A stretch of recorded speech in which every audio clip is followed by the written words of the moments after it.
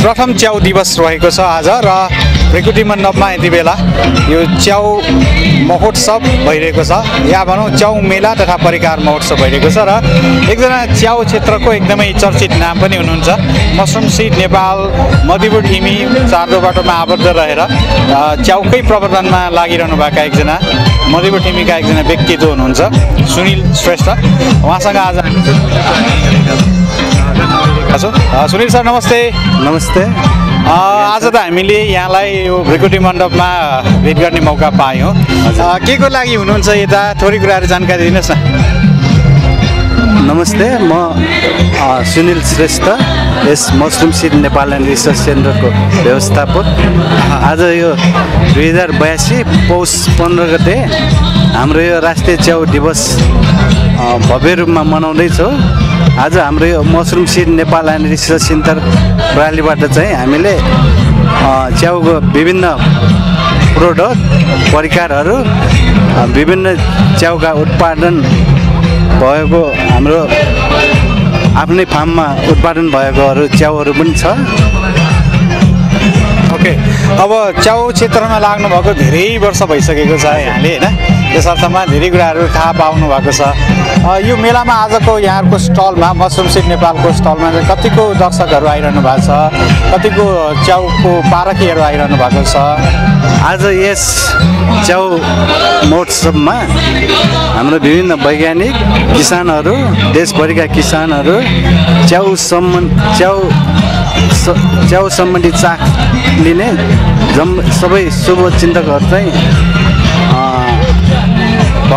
आइरहनु भएको छ। यहाँको स्टलमा चाहिँ के सामानहरू अथवा प्रडक्टहरू राख्नु भएको छ यसो जानकारी दिनुहोस् न। आज हाम्रो यो mushroom seed Nepal and research सेन्टरको स्टलमा चाहिँ हामीले रातो च्याउको विभिन्न प्रकारहरू जस्तै रातो च्याउको सुकुटी, रातो च्याउको पाउडर अनि हामीले लिक्विडमा पनि निकालेका छौँ।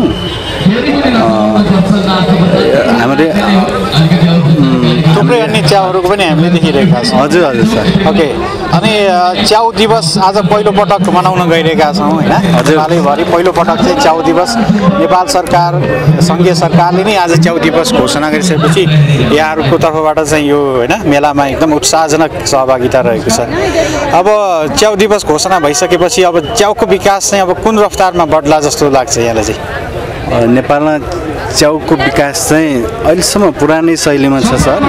च्याउ खेती नेपालमा कन्ने च्याउ खेती, गोब्रे च्याउ खेती, हाम्रो सीताकी च्याउ खेती मेन भयो। अरू हाइब्रिडमा ब्ल्याक पर्ल वेस्टर मसरुम छ अनि हाम्रो यो किङ वेस्टर पनि छ। अरू अहिले चाहिँ नेपालमा चाहिँ पुरानै शैलीमा विकास भइरहेको छ च्याउको।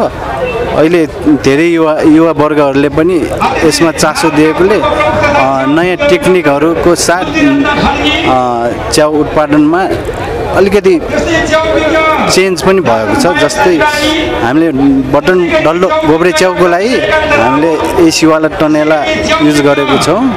हाम्रो ब्ल्याक वेस्टर मसरुमलाई पनि एसीवाला टनेलामै छ। किङ वेस्टर पनि एसी